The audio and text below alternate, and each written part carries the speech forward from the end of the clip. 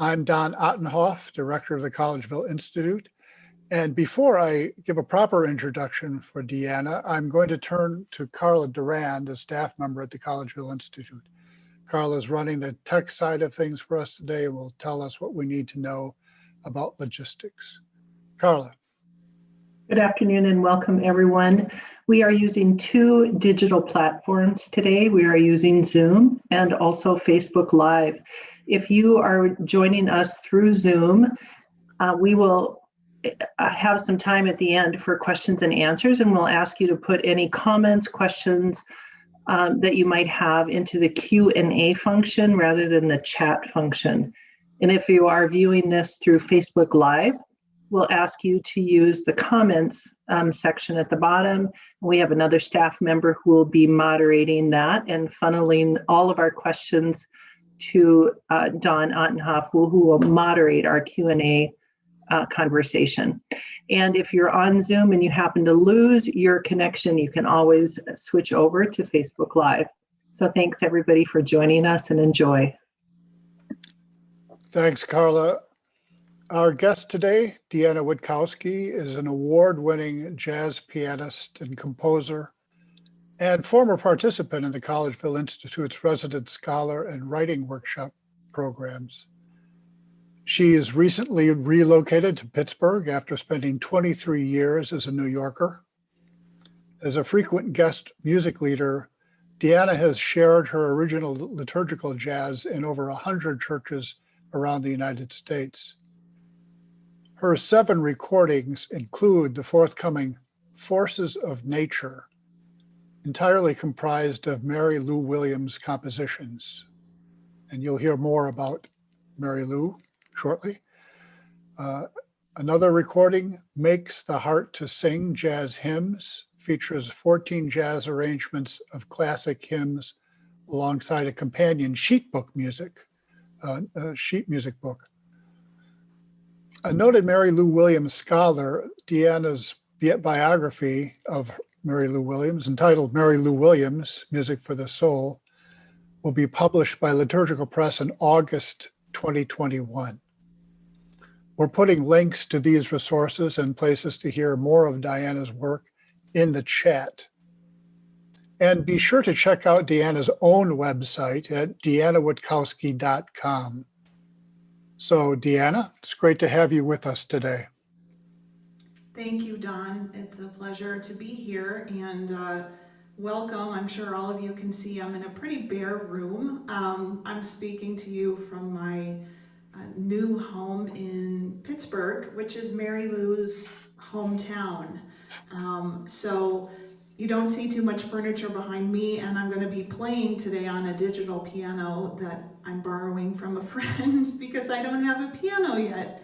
But it's really a pleasure to be with everyone today. So what I'm going to do is read a couple of excerpts from my Mary Lou Williams biography and then play some pieces in between. And then, of course, at the end, we'll have a chance for questions and answers. So I'd like to start by reading the introduction to my book. Mary Lou Williams is often reduced to a few key phrases that seem to hold meaning, but that all too often become glib summaries that we gloss over as listeners, readers, and musicians. For those not involved in the jazz world, hearing the trope that Williams was one of the only musicians to play through, transcend, and play fluently in all the eras of jazz leads to questions like, what are the eras of jazz? And who cares? And if this woman was such a great musician, why don't jazz musicians play her compositions? Of course, this also leads to the question, why don't we know about her if she was so great? Which can in part be answered by racial sexist systems. But the fact remains that to this day, most jazz musicians know Williams's name and none of her music. Her compositions are not played in piano trios, which is usually piano, bass, and drums, the standard instrumentation in jazz. And while some of her big band music is available and is starting to receive more programming, it's not yet in the regular repertoire of collegiate or professional jazz orchestras. Mary Lou Williams is also reduced when it comes to her spirituality. Some tellings of her life story emphasize how her conversion to Catholicism at the age of 47 ostracized her from other musicians, how she became a religious fanatic, and how her retreat to Catholicism provided a place where she felt safe and where she could stay because, quote, she trusted everybody and was treated so bad, as her first husband, John Williams, said. Her faith is dismissed as a general faith in God and faith in jazz. Yet, as her friend Dorothy Day knew all too well, Christianity is not simply an interior, personal faith. It requires seeing God in all things, in all people, and demands that we care for the poor in our midst. Williams cared for the poor and, like Day, chose voluntary poverty in order to rehabilitate the sick in her community, especially jazz musicians. She performed these works of mercy even prior to her religious conversion. A 1950 album cover of a recording by pianist Bud Powell shows Williams, partially hidden, and Powell at an upright piano, perhaps Mary's piano in her Harlem apartment. Mary was a behind-the-scenes, one-woman support system for Powell, not only coaching him musically and recommending him for gigs, but calming him when his mental exhaustion turned into explosive episodes, which led to several stays in mental institutions. What kept this African-American genius musician in the Catholic Church? Why did she stay in what often seems like a patriarchal white religion? Mary's decade-long relationships with priests and women religious did more than help to bring her to the church and to liturgical music in the 60s. These relationships did more than encourage her. They kept her alive. As a prolific letter writer, Williams relied on correspondence with priests, brothers, and women religious, as well as with fans who found healing in her music to sustain her no matter what circumstances she was facing. Williams's generosity was not evident just in her 2 thrift shop ventures and her founding of the Bel Canto Foundation, a charitable nonprofit dedicated to rehabilitating jazz musicians who suffered from drug addiction. Her kind-heartedness was also found in the notes she wrote on torn envelopes containing letters from fans who shared how their lives had been transformed after they followed her admonitions to go back to church or spoke a kind word with them after the performance. Her scribbled notes often simply said, "Send a recording," meaning her recordings, and send she did. Mary gave away everything she had, her scant physical possessions, her apartment, her music, her time, to save the world. As Dorothy Day said, quoting Dostoevsky, "Beauty will save the world." Mary showed that the discipline, freedom, and beauty inherent in being a jazz musician and a person of faith has the power to heal the troubled soul. A word about my own connection to Williams.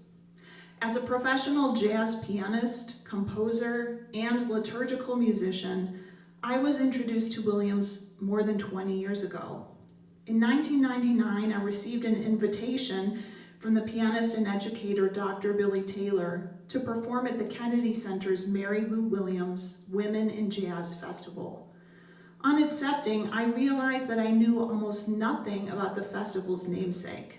Like the majority of jazz musicians, I only knew that Williams had been a lauded pianist-composer who had mentored other jazz stars whose music I did know, pianist Thelonious Monk and saxophonist Charlie Parker among them.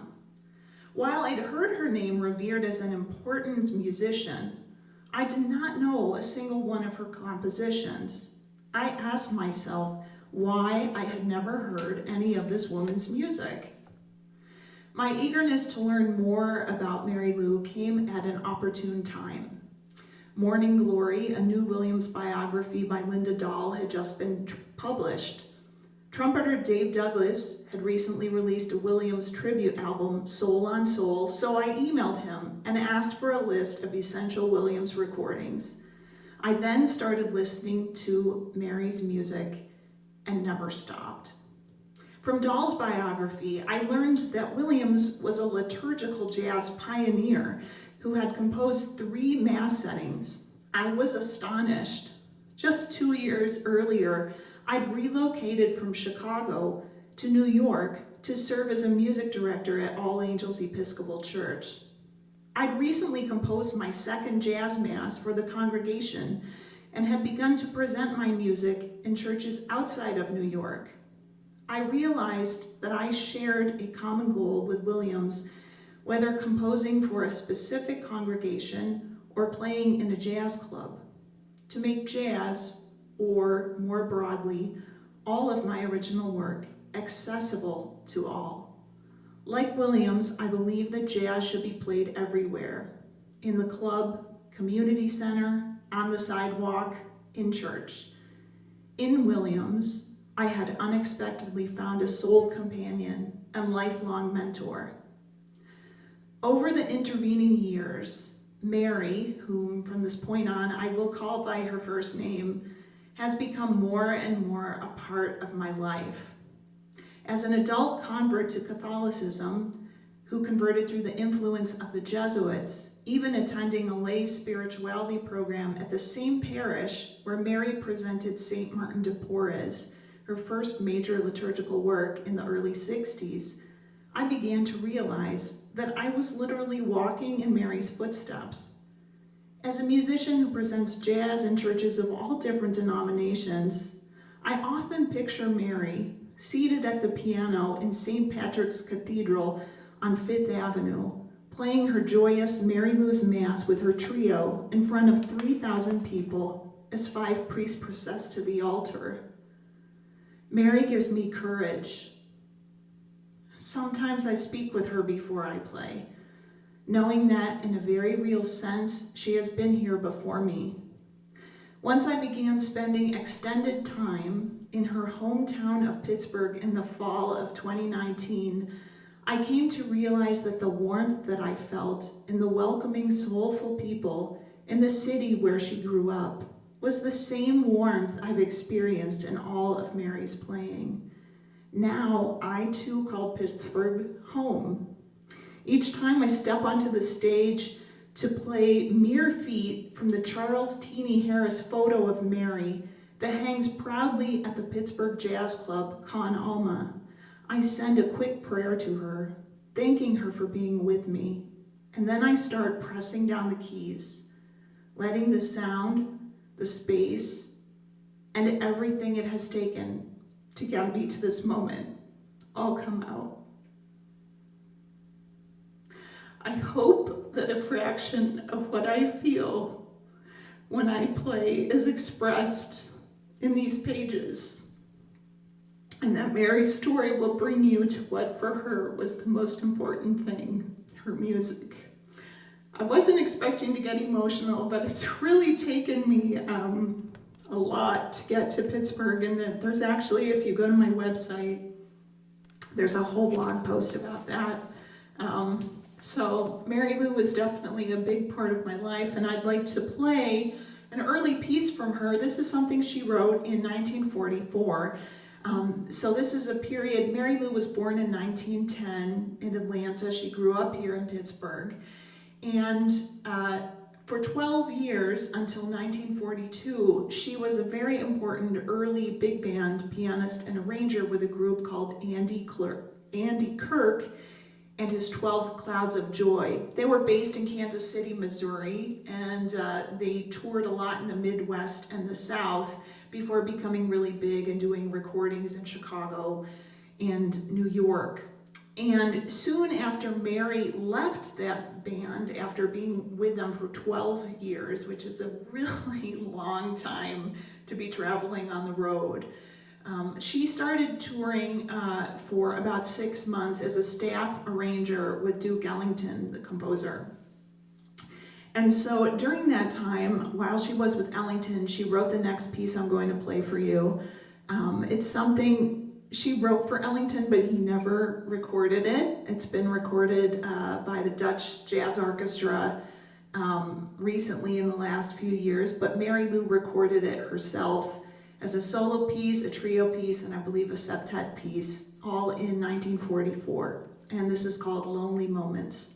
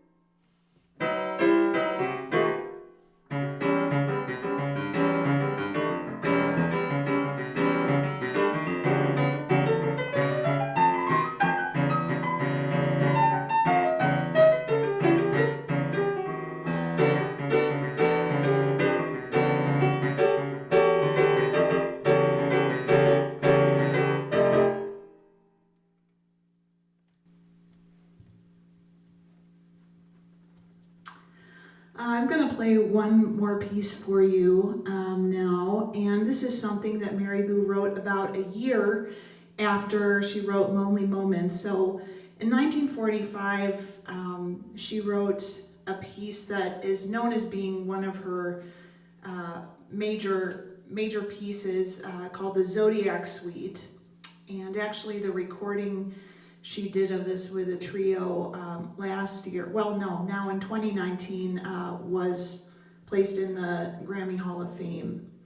And it was a piece where she took the 12 signs of the zodiac, and for each sign she wrote a different movement that corresponded to, usually to musicians who had their birthdays under that sign.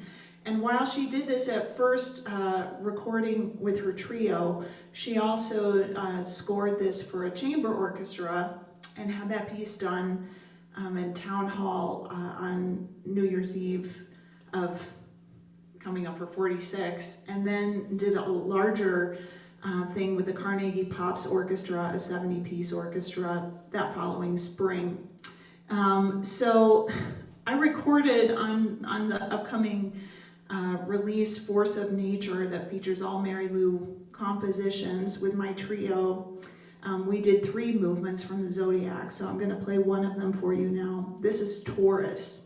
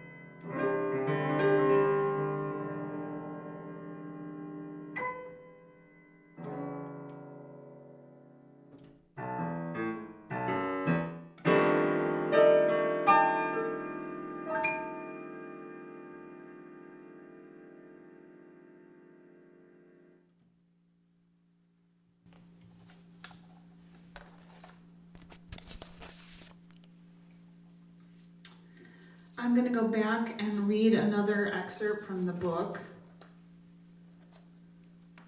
And this is, there's 10 chapters in the book, so this is from chapter 8.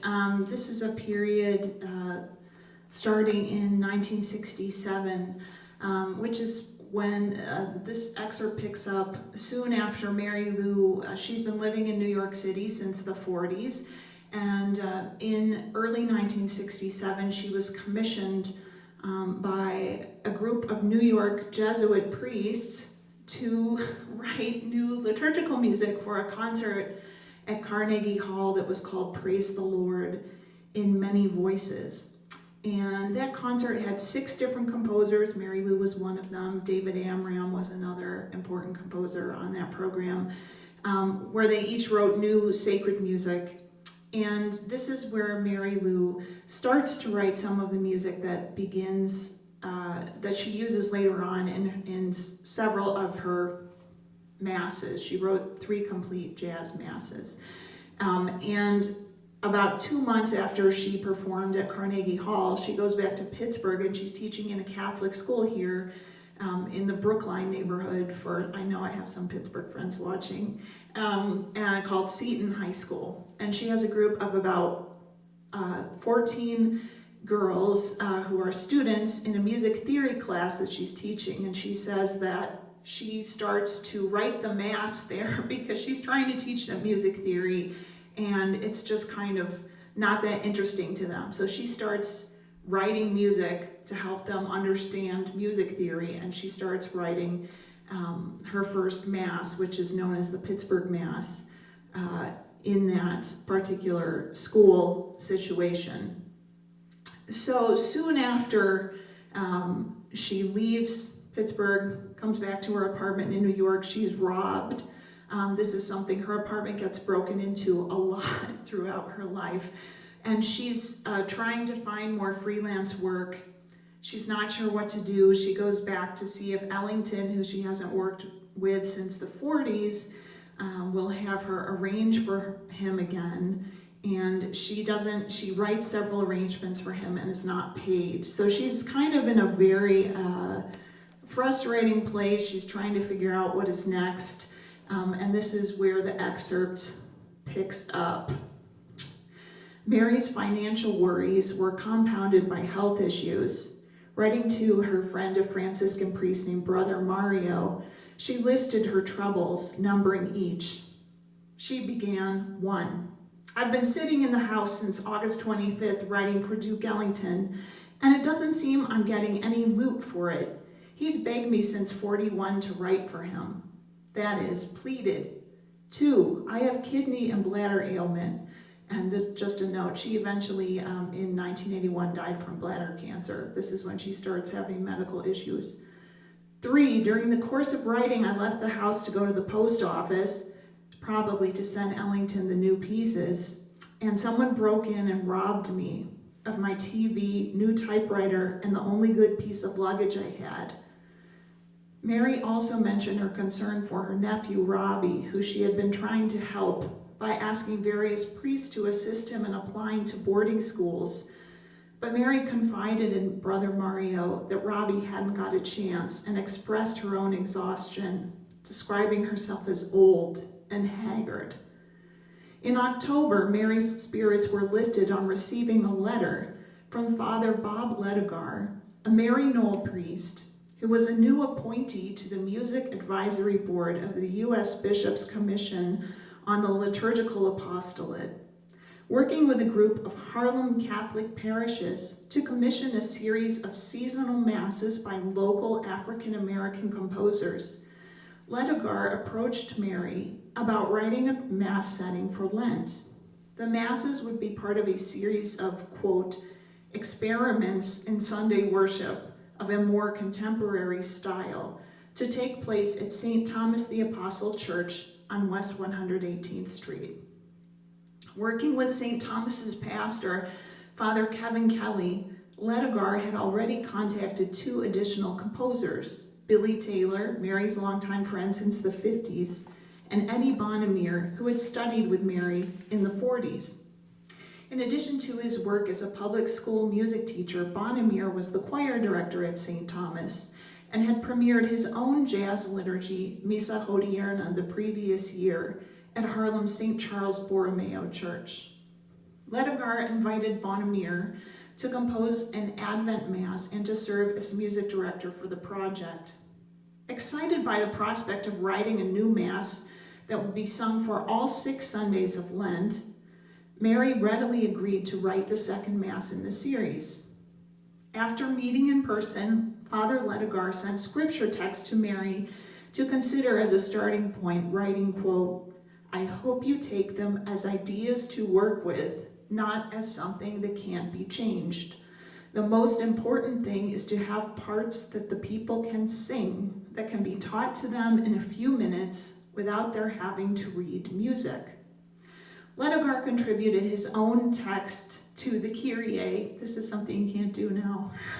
Adding the text for our lack of hope, for our failure to care, for letting ourselves be paralyzed with fear.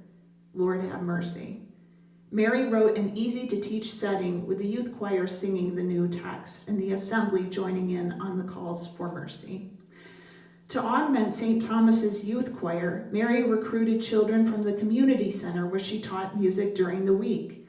She also formed an instrumental sextet including saxophone, flute, guitar, bass, and drums with herself at the organ, as St. Thomas had no piano. Honey Gordon, the vocalist who had sung Mary's Our Father at the Carnegie Hall concert, led the congregation as cantor. In an effort to record her Lenten Mass, Mary reached out to Mo Ash, asking if he would bring a crew to record one of the Sunday services for release on the Folkways record label. And she had worked with Folkways in the 40s.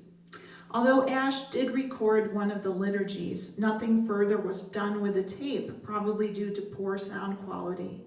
But for all of her unsuccessful efforts to have this major work recorded, Mary missed out on an opportunity right under her nose. 6 weeks before the premiere, Ledigar informed Mary that he had received a call from Omer Westendorf, the president of the World Library of Sacred Music. Westendorf wanted to record and publish Mary's new work so that other assemblies could use the sheet music.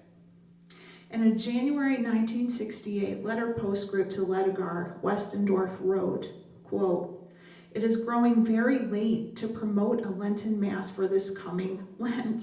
If Mary Lou Williams would get the music to us soon, perhaps we can still get it in production and advertise it."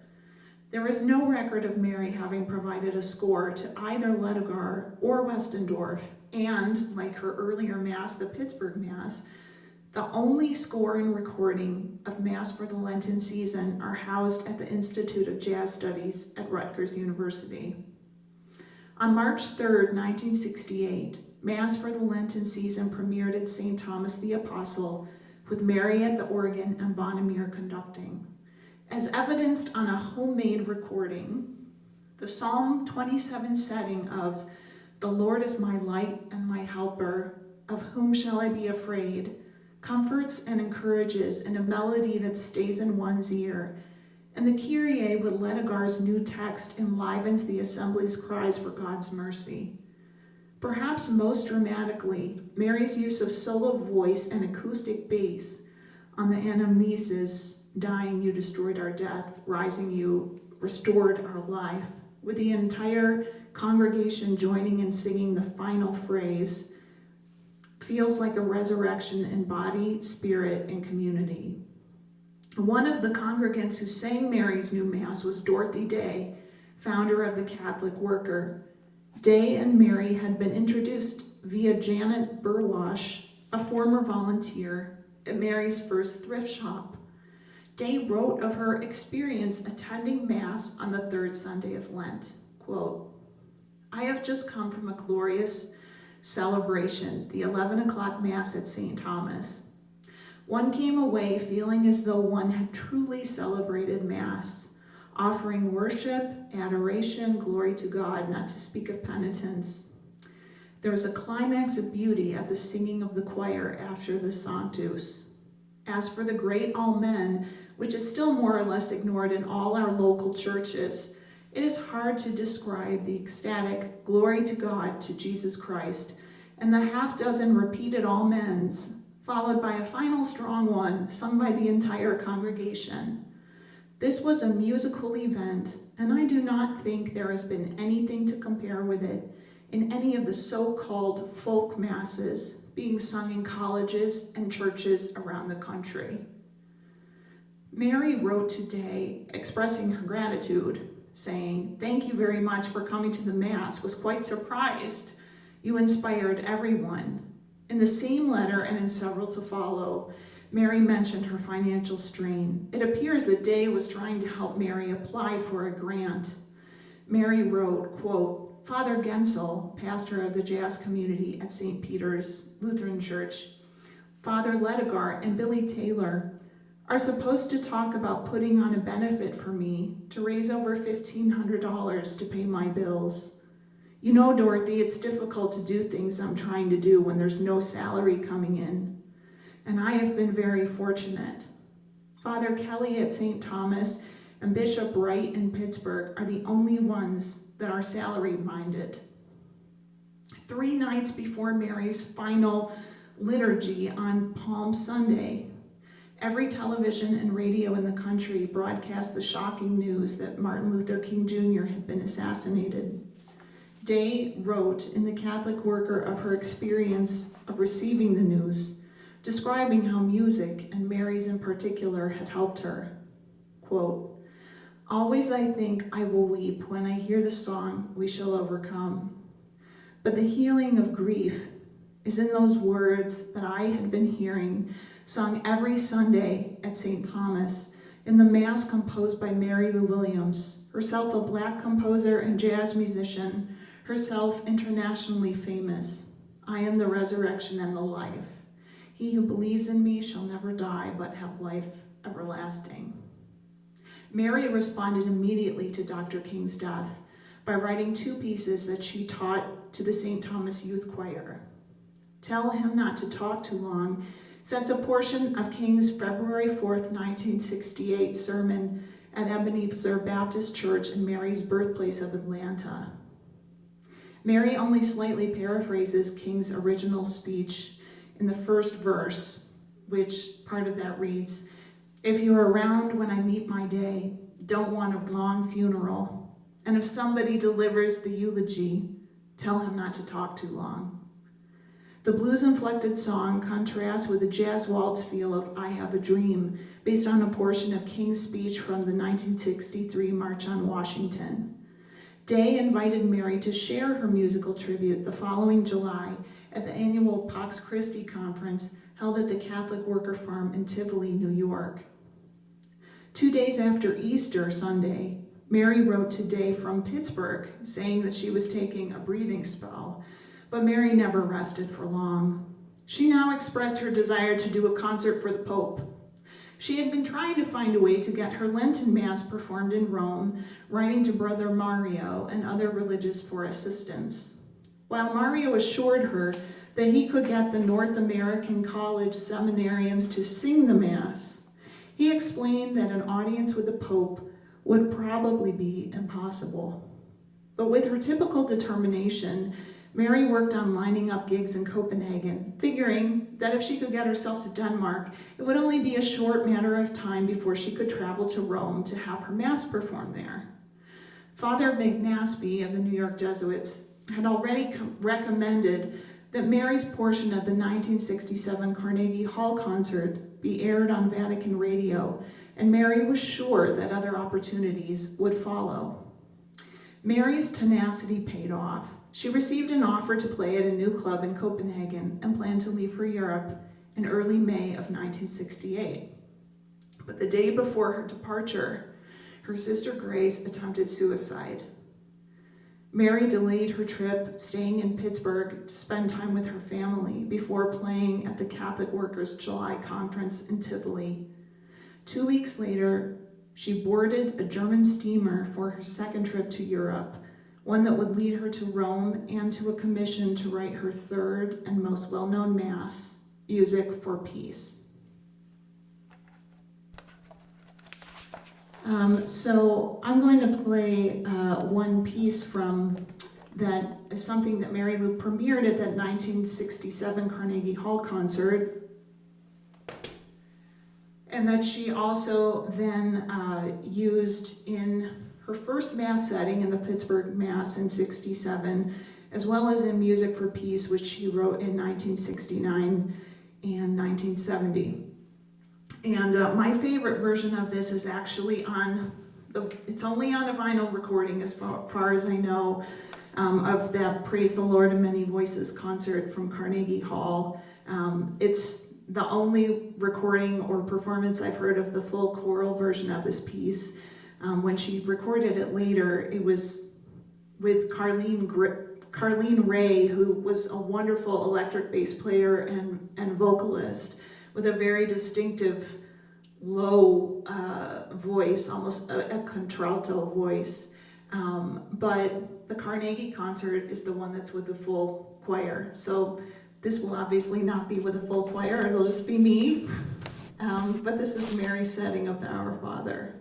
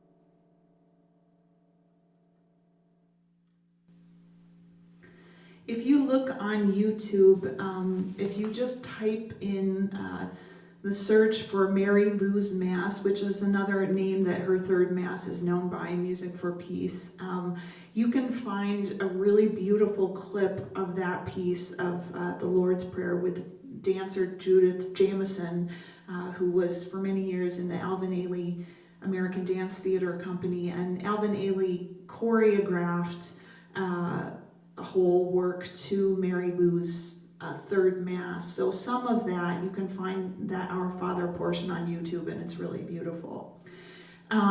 So far I've just given you some very different periods of Mary's life, and what I wanted to do to close, to play one other piece, is to share one of my arrangements from my last recording. So you heard me play the Zodiac Suite, which is going to be on the upcoming recording, Force of Nature. And my prior recording to that, that I released 4 years ago, was called Makes the Heart to Sing, Jazz Hymns. And inspired by Mary Lou, but also it was something I had already been doing when I first started finding out about Mary Lou's work, really trying to get congregations to sing fully, to participate fully, and to have, to use jazz music in doing that. I did a recording where I took a lot of traditional hymn tunes and did arrangements where I either changed some of the chords or the rhythms or different things, but in a way where people could still sing with us, although the record itself is instrumental trio. So I'm going to just play instrumentally one tune from that record. This is my arrangement of All Creatures of Our God and King.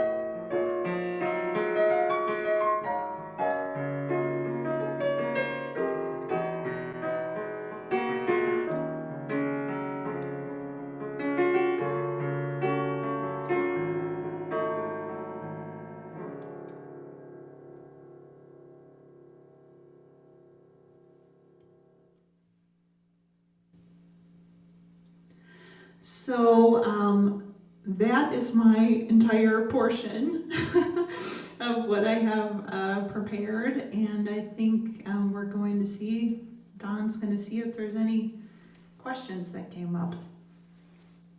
Yes. The first question is one I have. It's really interesting, this relationship between Dorothy Day and Mary Lou Williams. And I've never heard that before until this day. That doesn't surprise me. Yeah. So that's, how much of you mind? Is there more to be known, or do you know more? Well, you can so tell I us? went through, I mean, I had found, so originally I referenced like in my introduction, this early, there's two other biographies besides mine of Mary Lou's. And I had read in the first one, Dorothy Day's name came up in like one sentence. And so I thought, I gotta find out, like, what is this about? So I went to I digitally, of course, everything with COVID, I contacted someone at Marquette University where Dorothy Day's papers are. And I said, are there any letters? Because I had already seen about 3 letters from Williams to Day at Mary Lou's archives are at Rutgers University, at the Institute of Jazz Studies. And I had read those, but you never get to see both sides usually of the letters. And so the archivist at Marquette sent me about 4 or 5 letters that were from Dorothy Day to Williams. So from what I can gather, and I also talked to Jim Forrest, so Jim was actually at that Tivoli conference where Mary Lou played, but he didn't know really anything about, I was asking him about Mary Lou's relationship with Dorothy Day. I do know that while Mary Lou was in Denmark in the late 60s, she was writing to Dorothy a fair amount, and Dorothy was trying to, just offer encouragement, basically. I'm sure, I haven't really found, I'm sure there's more of a story that Mary Lou probably spent time at the Catholic Worker. But especially because, so I mentioned this in here but didn't go into detail because it's in other parts of the book about Mary Lou had a couple of thrift shops where she used the funds she would raise from the thrift shop to basically support this nonprofit she started to help rehabilitate jazz musicians who had issues with various forms of addiction. And it was while she was there, a volunteer who worked there a lot, named Janet Burwash, was the person who connected her to Dorothy Day. So I'm sure there's a lot more there, but I haven't seen anything beyond this handful of letters on either side. I don't want to get too jazz wonky here, but you've turned me on to Mary Lou Williams music, and I'm just absolutely astonished. I'm stunned that I don't know this better. But in other concerts I've heard you play, I notice, I think I hear Thelonious Monk, and I kind of position her in my own mind somewhere between Ellington and Monk. You think that's accurate? I mean, there's certainly a lot of unusual placements of accented beats in Mary Lou Williams. Well, I would actually say that some things that you hear in Monk come from Mary Lou. So there's, like, for instance, we recorded something on the new, well, not out yet, but the coming out in the fall record, called John Mealy's Jam Session. And I think that's from like 46 or something like that. And Mary Lou has all these bridges, which often come in the middle part of a tune, I'll say, that really sound to me like, Monk stuff. They're really chromatic. So she has this part that's, see if I can play it without.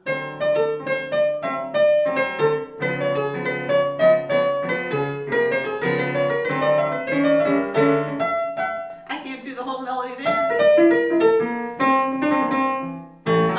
that, but like, that's That's very something you Monk. totally associate with Monk. And the two of them were very good friends. So they met in Kansas City, I mean, before Mary Lou had moved to New York. So I don't know that I positioned Mary, between them. I mean, her style also changed a lot. And that's one thing that's pretty interesting. If you hear, we also recorded a tune from one of her later albums in the 70s called Zoning, where it's like there's a lot of funk and electric bass on it, and stuff that still sounds really modern. Hmm. So I think she's kind of her Yeah. own thing. Yeah. Well, so that for anybody who doesn't know who Thelonious Monk, he's really famous in the jazz world. I mean, about as famous as you can get. And it's kind of interesting that everybody knows him and very few people know Mary Lou Williams, where Right. Monk seems to have gotten inspiration. But we do have a question about the inspiration that goes the other way. Where did Mary Lou draw her inspiration as a composer and a performer? Well, I think so. Mary Lou, so early on when she was growing up in Pittsburgh, she talks about how her mother never let her take piano lessons because her mother was afraid if she took like formal music lessons and learned to read music scores, that she would lose the ability to improvise. So Mary learned really by being a sponge from like different traveling musicians that would come through town. And she talks about when she was really young in Pittsburgh, she had people who would like take her out to clubs and things. I mean, when she was underage, so she could go hear music. And also she was doing gigs. I mean, her stepfather, Fletcher Burley, would like hide her under an overcoat and take her out to like poker games, or she would play and everybody would, put money in the tip jar. But she talks about, it's interesting, some early influences. She talks about Lovey Austin, who was a blues pianist based in Chicago. She heard Lovey Austin in Pittsburgh. She talks about Jack Howard, who was an early stride pianist that we don't hear about, was from Pittsburgh. And then she has influences from like Earl Father Hines. She really, and then if you're talking about her arranging, I mean, that's a whole kind of other piece. When she was influenced by people like Don Redman, Edgar Sampson, and but as far as style went, like, she doesn't talk a lot about after her like growing up years about who she was really totally getting into. So there's periods, like for instance when she was writing Zodiac Suite, where there were certain classical composers she was checking out, for writing. But I would say early influences are definitely kind of, a couple of those Pittsburgh pianists that I mentioned, especially Earl Hines, Jack Howard. She talks about Lovey Austin a lot. So those are a few. We have another question that came in. So this relationship between jazz and liturgical music, obviously Mary Lou wrote masses, but do you see a connection between the liturgical aspect of her music and jazz prior to that? I mean, in her earlier music? Or is this something that comes later in her career? Well, so she starts writing her first real, and I wouldn't even call this liturgical because it doesn't really fit anywhere, like in the service. If you're thinking of like liturgical music as it has to function somewhere in the service, as say the Kyrie or something. So in 1962, she writes this piece for Saint Martin de Porres, who had been the first a person of color to be canonized in the Catholic Church, and was a really big deal for Black Catholics. Like, there had been a lot of work to get de Porres canonized. And Mary Lou, for a period of time, In the mid-50s, she had gone to Europe, where she thought she was going to be there for like a 2 or 3 week tour, and she ends up staying for 2 years. And it's kind of while she's there that she has the beginnings of kind of like a spiritual awakening. And after she comes back to the States, she stops performing in public for about 3 years, more or less. Although she still records a little, she still plays a little in